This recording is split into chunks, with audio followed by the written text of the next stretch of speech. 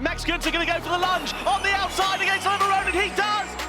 Here comes Nyck the Vries, 2 places in 1 corner, down into I think there's a last corner lunge coming. Tictum is there. Tictum is right there. Watch this, coming through 8. Now 9. This is the final opportunity into the chicane job. Does Tictum go for it? He does! He goes through on the outside, but look at Vergne trying to find his way through. Max Günther takes his 7th Formula E career victory here in Shanghai, but who gets second place on the podium? Vergne. It's Vergne! It's a 1-2 for Diaz Penske. Oh my God!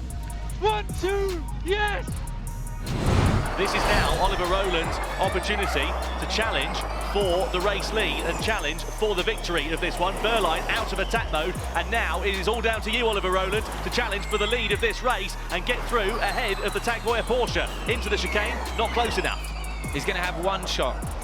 Okay, it's now Pascal. Defend up, go for it.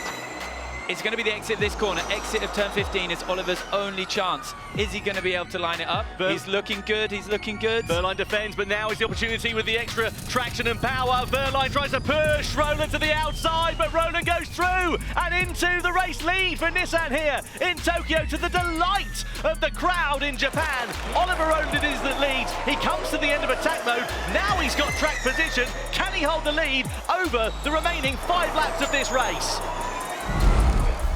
Lights out, Formula E is go with 4-wheel drive traction.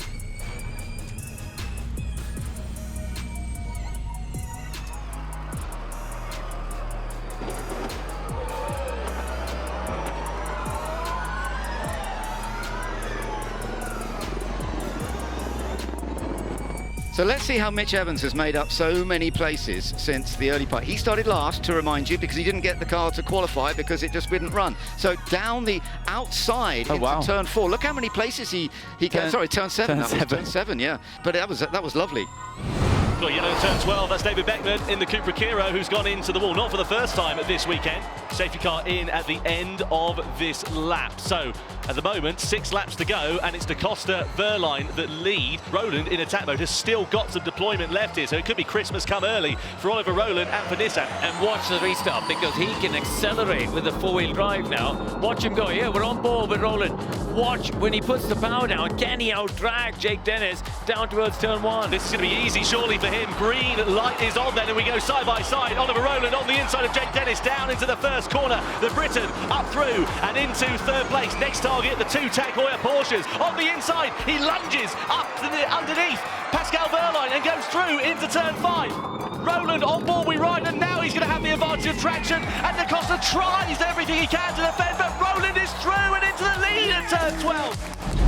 Yeah, Rowland had a little slide there actually at the second part of Portier into the tunnel. Is riding on board with Vries. So watch, this is the move for the lead coming up. So out of the tunnel we go then, side by side. Rowland to the outside against Vergne. Can he make it stick this time to the Evel chicane? This is brave, it's bold, it's up onto the escape road and over the curve. There's no room there.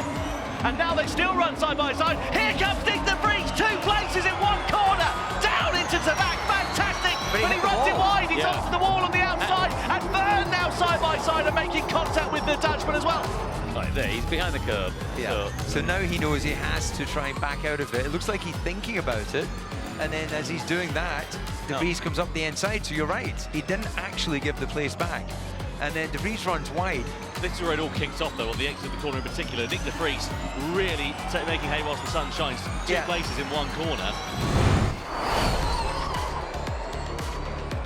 Dennis looking for the lead on the inside into the right-hander of turn 12. Side by side they go. Vergne's going to have the inside line here. Dennis is going to try and firm it around the outside. The crowd in the stadium are going to absolutely love this. Vergne's a bit wide. Dennis looks for the switchback on the inside. The door goes firmly shut though as Rowland goes into attack mode, as well as Antonio Felix da Costa, and they have changed positions. Dennis now leads.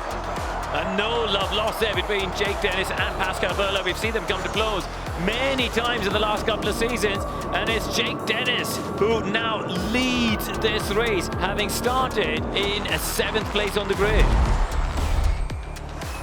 Oh, big late lunge of defence there for Edo Mortara down the back straight against Jake Dennis. Not the first time he's had to deal with a Mahindra making a late chop over. Thankfully, this one doesn't end in tears. Out of the chicane we go. Dennis has to fight another day. Oh, looks for it into turn 16. Can he make it stick into there? Mortara, obscurely up the inside. That's a lunge. stopped. Yes, fantastic. Jake Dennis moves ahead. Eveno Mortara for 9th. Yeah, that was brave. The frustration was building. Palpable that one there, wasn't it? Look at Ticktum now on Jake Dennis. Oh, it spins Mitch Evans round. There's contact at the penultimate corner. Barnard Hughes, they're also not too far adrift of this one as well. Team radio for Barnard. Jeff, potentially weak, 30. And that's the problem. I wonder whether Vergne's conscious of the fact that even though he's in attack mode, he's going to have to save a bit of energy for the end of this race. Problem is that's going to back up the likes of Barnard and Hughes, but they could be in the same set of circumstances as well. I think Barnard was down a little bit on this, and Vergne trying to use the extra energy. Team radio here. Okay, you need to make sure you don't overspend too much in the attack, mate. Slightly down to all other cars.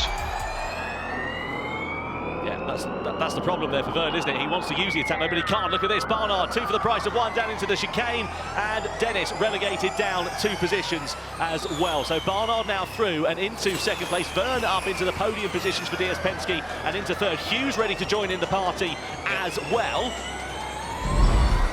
Rowland there again, still with Taylor Barnard, just cannot shake him off, and indeed Barnard goes through. That's probably for the best there for Oliver Rowland, just keeps him out of trouble for the time being. Such the aggressiveness that we've seen from the overtakes of Taylor Barnard. There is DaCosta with Dan Ticktum. It fans out massively. Rowland on the inside, 3 into 1. Can they make it work into turn 7? Crunch of carbon fibre, and miraculously they almost make it out relatively unscathed.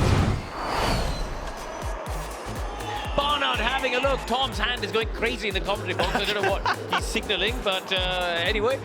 I couldn't believe he was going to make that stick. There was a hell of a dive to the inside, but now looks to the outside into turn 7 and 8. Side by side between Rowland and Barnard. Looks for the inside line into the next corner. Nato's there ready to try and take advantage as well. And Barnard goes through and into 2nd. The new Nissans now close together. And here comes Dan Ticktum looking for the inside line against Norman Nato. And gets through and up into 4th place.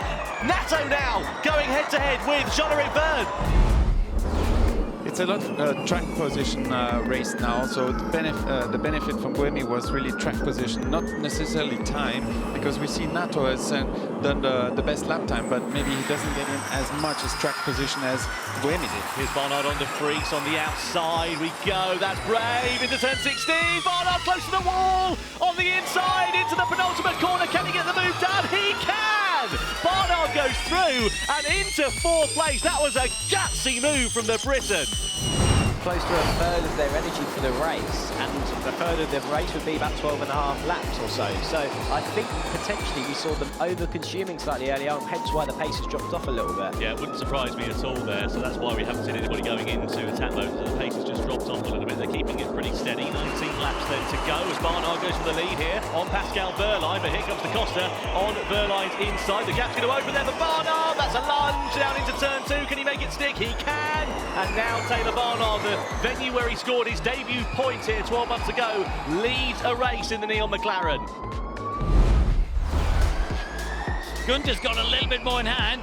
Does he have the opportunity though? Only 2 chicanes to go, Tom. This is absolutely critical there for Oliver Rowland, so he's counting down the energy. Look at the graphic on the left-hand side of your screen, and this is going to be absolutely nose-to-tail action between 4 drivers for the victory in this run. Is Max Günther going to go for the lunge on the outside against Oliver Rowland? He does, and Günther goes through and into the lead of the final couple of corners of this race. Out of it now, the DS Penske driver wins here in Jeddah. It's Max Günther on top from Oliver Rowland, Taylor Barnard and Nyck de Vries. What a grandstand finish we've had here in Jeddah. And ultimately, it was pole position for Günther, and it's the race victory at the end of 31 laps. What a finish in Saudi Arabia.